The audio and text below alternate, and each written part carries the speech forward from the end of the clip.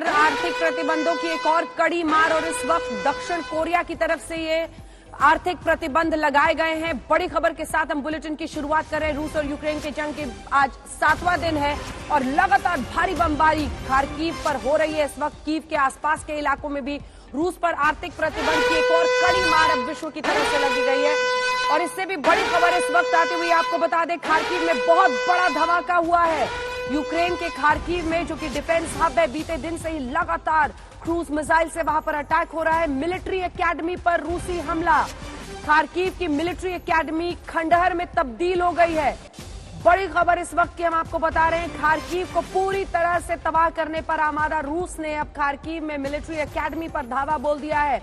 Major general retired Sanjay मैसन साहब भी हमारे साथ जुड़े हुए हैं लगातार बाहर से, और कर्नल दिनेश नैन भी हमारे साथ जुड़ गए हैं इस चर्चा में। हम खार्किव में बहुत बड़े धमाके की खबर के साथ बुलेटिन की शुरुआत कर रहे हैं, क्योंकि रूस को लगातार प्रतिबंध का सामना करना पड़ रहा है, उसे कोई असर भी नहीं हो रहा। एक के बाद एक शहर दर शहर बर्बादी का आलम पसारते हुए खार्किव पर ताबड़तोड़ बमबारी बीते दिन से हो रही है। और उसी की तस्वीरें हम आपको दिखाने वाले हैं। मिलिट्री एकेडमी पूरा खंडहर में तब्दील हो चुका है। ये आप खार्किव शहर की तस्वीरें इस वक्त देख रहे हैं। एयर स्ट्राइक में कई जगहों पर लोगों की मौत भी हो रही है। यूक्रेनी मीडिया का कहना है लगातार धमाके खार्किव में हो रहे हैं। 2 लोगों की मौत हो गई है। कई छात्र सुमी में खार्किव में फंसे हुए हैं, इसीलिए हिंदुस्तान की भी धड़कनें रुकी हुई हैं। लेकिन एक खूबसूरत शहर खार्किव जैसा डिफेंस हब देखिए कैसे धीरे धीरे राख के गुबार में बदलता हुआ। मिलिट्री एकेडमी पर बहुत बड़ा धमाका ये किया गया है, जिसमें खंडहर में पूरा का पूरा मिलिट्री एकेडमी तब्दील हो चुका है। खार्किव में लगातार धमाके की खबर, तस्वीरें, वीडियोस और वहां पर मौजूद लोगों की कहानी जो बता रहे हैं कि किस तरह से यहां पर बीते दिन से ही रात भर भी एक के बाद एक दनादन धमाके होते रहे और एक बार फिर सुबह का आगाज इन्हीं धमाकों के साथ हुआ है। हर पल बदल रही है यूक्रेन की तस्वीर। खार्किव पर सबसे ज्यादा धमाके इस वक्त हो रहे हैं।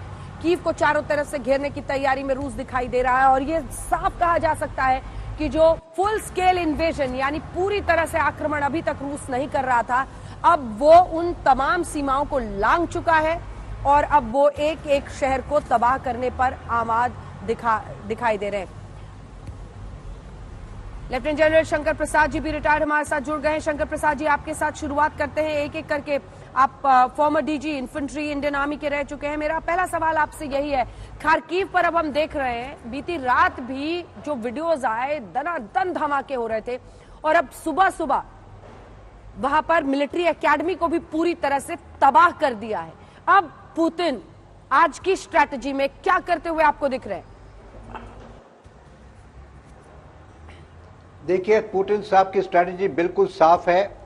वो खार्किव के ऊपर, कीव के ऊपर और जो बड़े शहरों में, खासतौर से वेस्टर्न साइड में, उनके ऊपर लगातार हमला करते रहेंगे। लेकिन हमला will be with minimum force. वो फुल फोर्स अभी इस्तेमाल नहीं कर रहे। जिस तरह आपने दिखाया कि बम 1, 2, 3, 4 के हिसाब से गिर रहे हैं, लेकिन आर्टिलरी का फुल फ्लेजेड फायर अभी तक शुरू नहीं किया है उन्होंने।